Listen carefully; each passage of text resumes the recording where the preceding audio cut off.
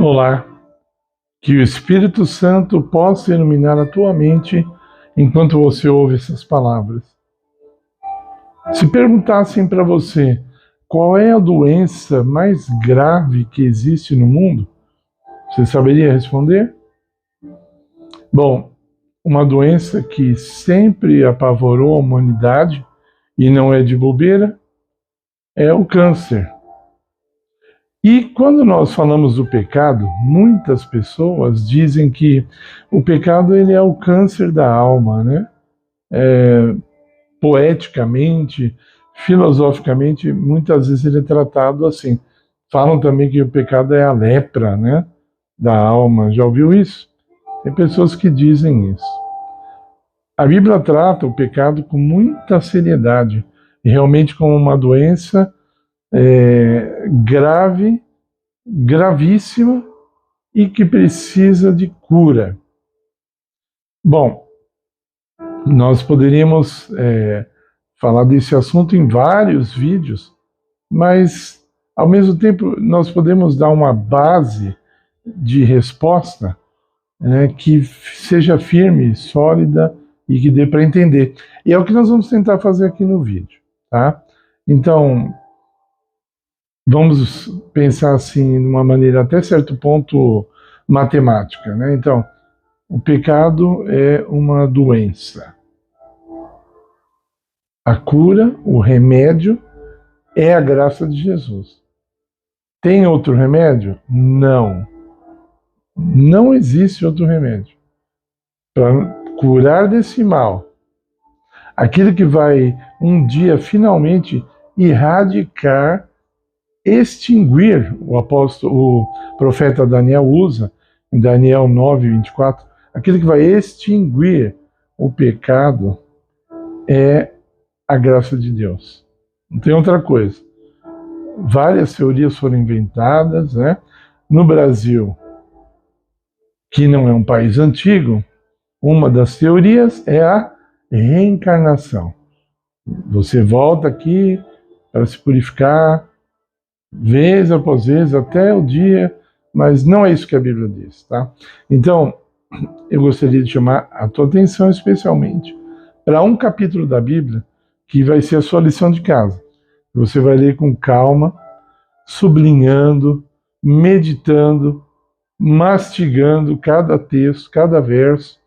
Esse é um capítulo que eu já li muitas vezes, depois de ter pecado contra Deus.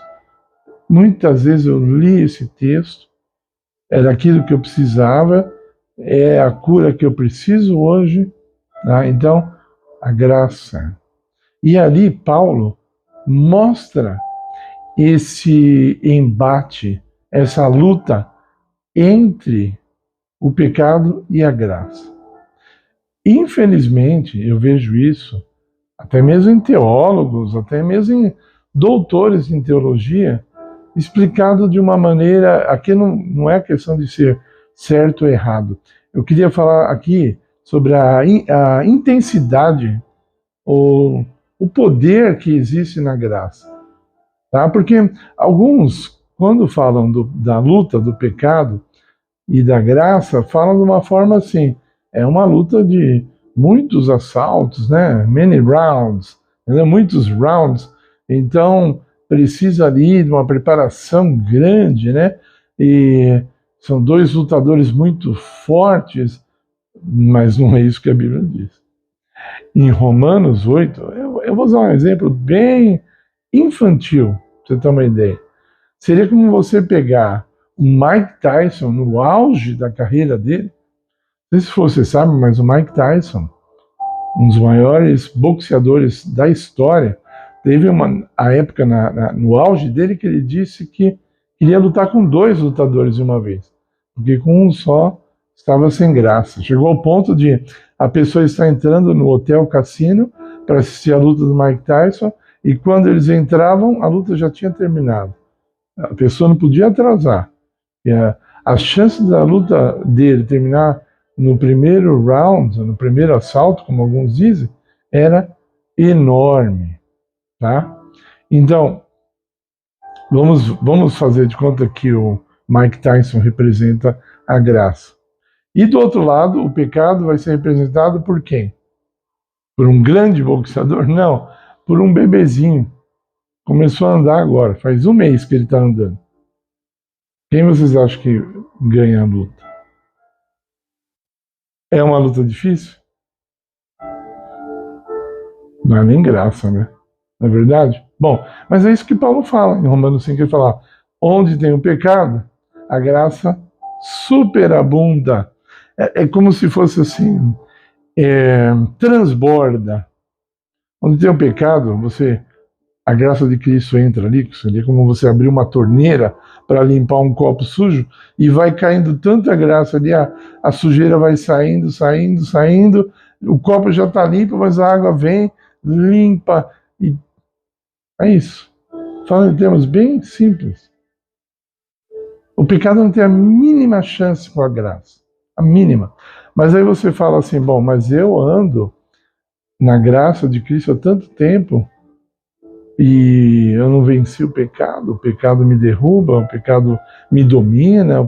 Bom, o problema é que nós não tomamos a dose exata do remédio. A graça é um remédio, não é? Não é isso que Paulo fala? Filipenses, Efésios melhor, capítulo 2, ele diz assim no verso 8, pela graça sois salvos.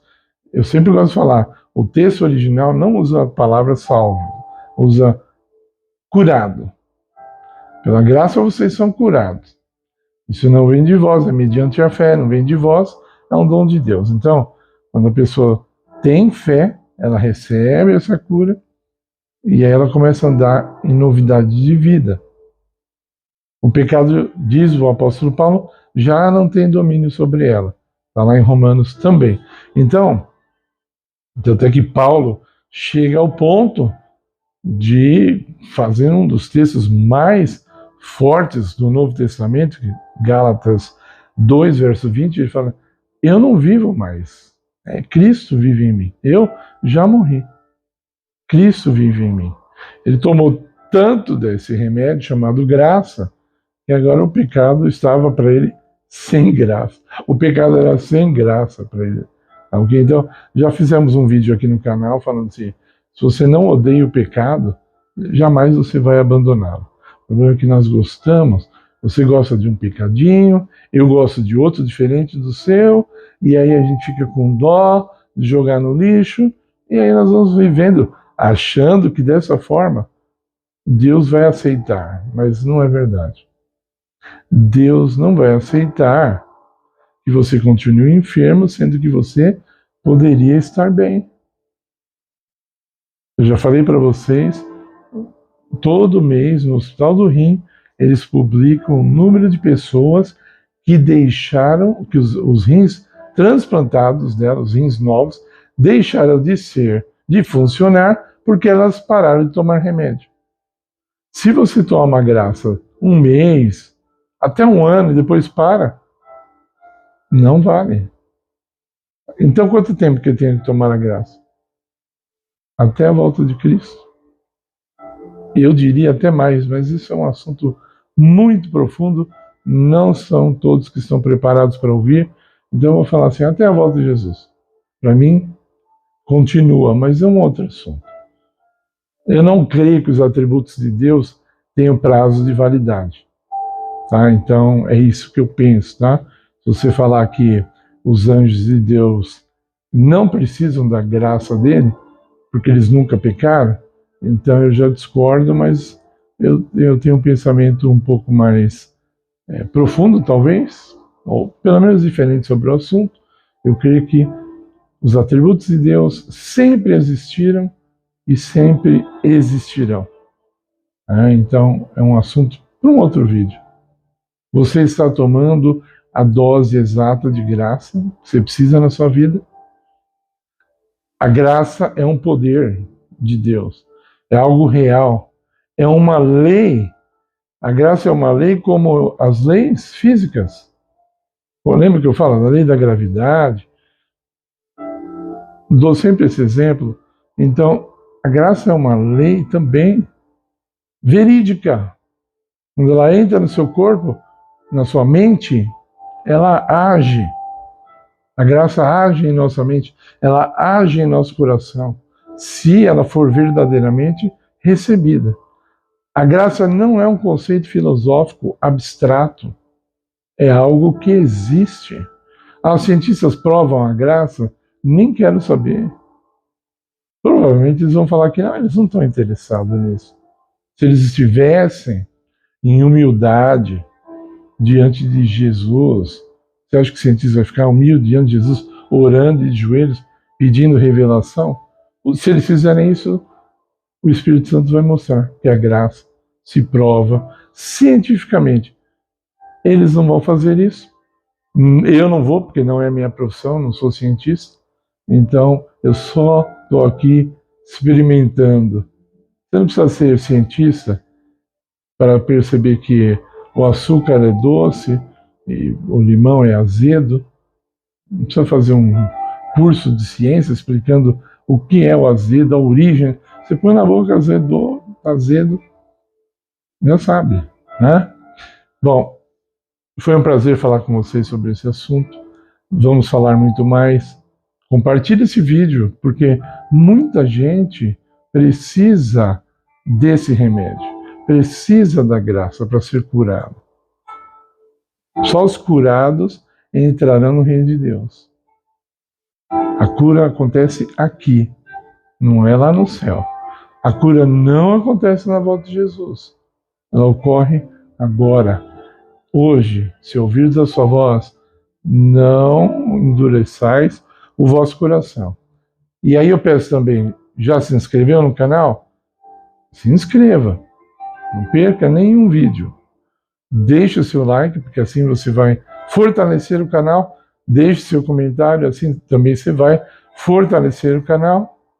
Ore, porque precisamos muito da oração, porque ela tem poder, e dessa forma vamos avançar com o reino de Cristo. Amém.